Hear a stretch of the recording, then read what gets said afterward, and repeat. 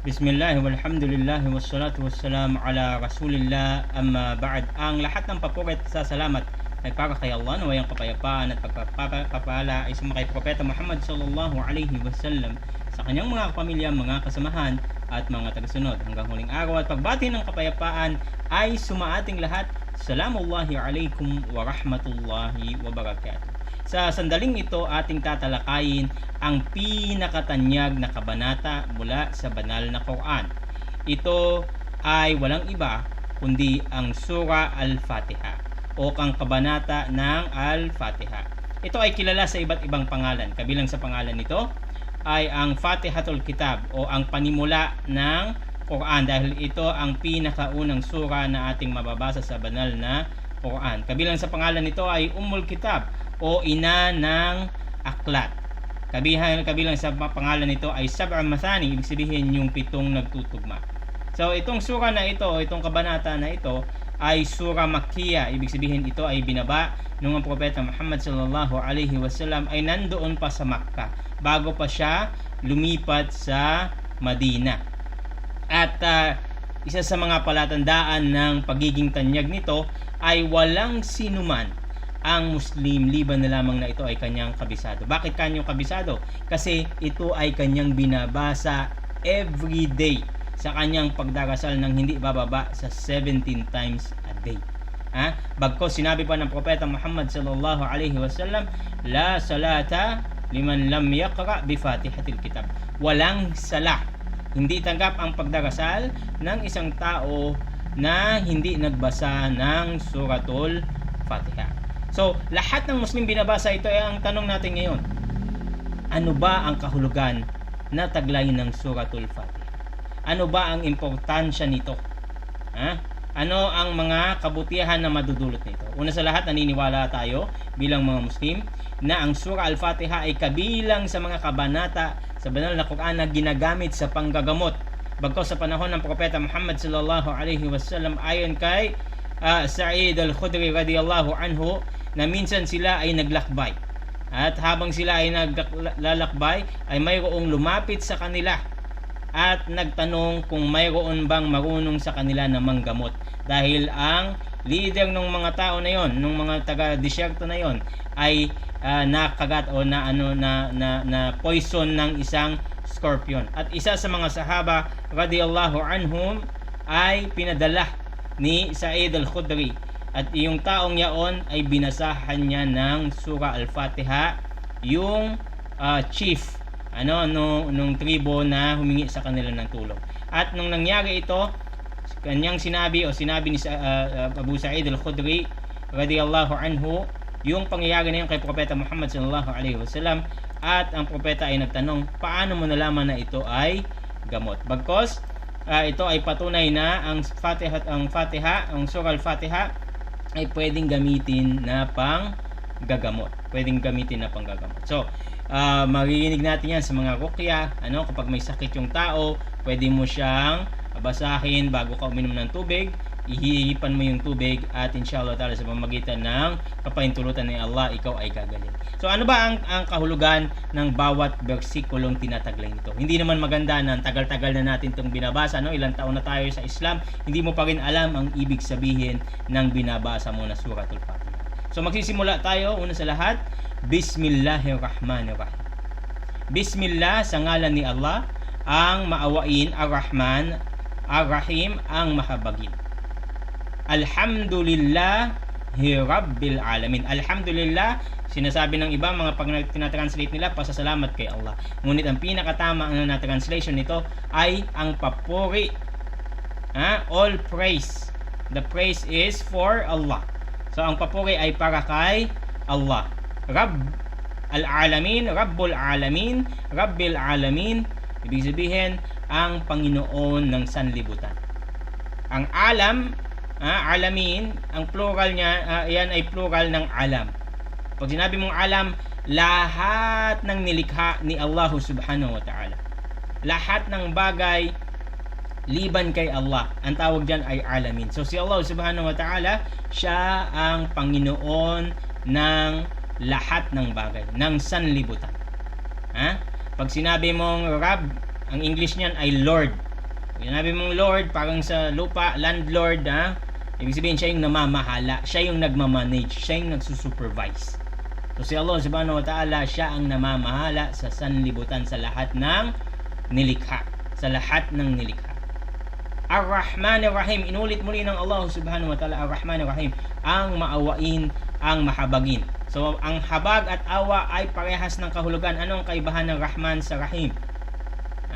Ang Ar-Rahman, ito yung awa ng Diyos dito sa mundo na sinasaklaw ang lahat ng nilikha. Mabuti ka man o masama, ikaw man ay mananampalataya o hindi mananampalataya, saklaw ka ng awa ng Diyos na Rahman. Ito yung tinatawag na Rahman. Subalit si Allah subhanahu wa ta'ala ay may kalawang uri ng pagiging mahabagin, at ito yung tinatawag na Ar-Rahim, na espesyal lamang sa mga mananampalataya at gumawa ng kabutihan sa araw ng paghuhukom. So sa araw ng paghuhukom, ang awa ng Allah subhanahu wa ta'ala ay hindi niya na ibibigay sa mga masasamang tao, hindi niya na ibibigay sa mga taong hindi nananampalataya, bagkos ibibigay lamang niya sa mga mananampalataya at yung mga taong sumuway at hindi sumunod at nagkasala, sila ay makakaranas ng kaparusahan ni Allah subhanahu wa ta'ala. Yun ang ibig sabihin ng Ar-Rahman, Ar-Rahim. Malik, o kaya Malik. Malik Yawmiddin, ibig sabihin ang nagmamay-ari, ang mayroong complete ownership. Yawmiddin ng araw ng paghuhukom. Sa araw ng paghuhukom, walang ibang nagmamay-ari iliban kay Allah subhanahu wa ta'ala. Walang makakapagdesisyon, walang makakapagsalita, walang kahit sino man ang may kakayanan na magdulot ng kabutihan, kahit kanino, liban kay Allah subhanahu wa ta'ala. Qulillahu malikul mulk, sabi ng Allah subhanahu wa ta'ala, sabihin mo, siya si Allah ang nagmamay-ari ng lahat ng pagmamay-ari. Sa araw ng paghuhukom, nais mong humingi ng tulong, walang ibang tutulong sa iyo. At walang ibang makakatulong sa iyo, liban na lamang sa sino man ang pahintulutan ni Allah subhanahu wa ta'ala. Yan ay ibig sabihin ng Malik Yawmiddin. Iyaka na'budu, sa iyo kami, iyaka, sa iyo kami sumasamba, na'budu. Wa iyaka nasta'in, at sa iyo kami, pag narinig yung wa, ibig sabihin at, and, at sa iyo, iyaka, kami humihingi ng tulong, nasta'in. Ihdinas siratal mustaqim, gabayan mo kami sa tuwid na landas. Gabayan mo kami sa tuwid na landas. Ito yung landas ng Islam, ito yung landas ng mga propeta. Siratal ladina an'amta alaihim. Anong landas yung tuwid? Yung landas ng mga taong biniyayaan mo. Sino yung mga biniyayaan mo? Ang mga propeta at yung mga mananampalatayang sumunod sa kanila. Yung mga taong nagtiis, yung mga taong nagtimpi at nanatili sa katotohanan. Sila yung mga tao na nasa landas na iyong biniyayaan. So, sa hinihiling dito sa verse na ito, humihiling tayo, ihdinas siratal mustaqim.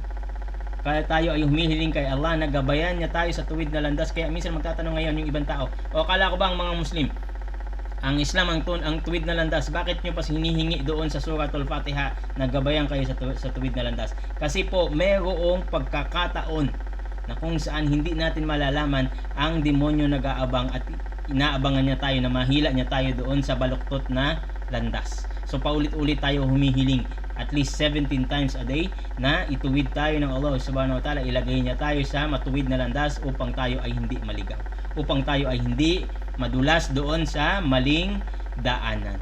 Siratal ladina an'amta alaihim, doon sa landas ng iyong mga binayaan.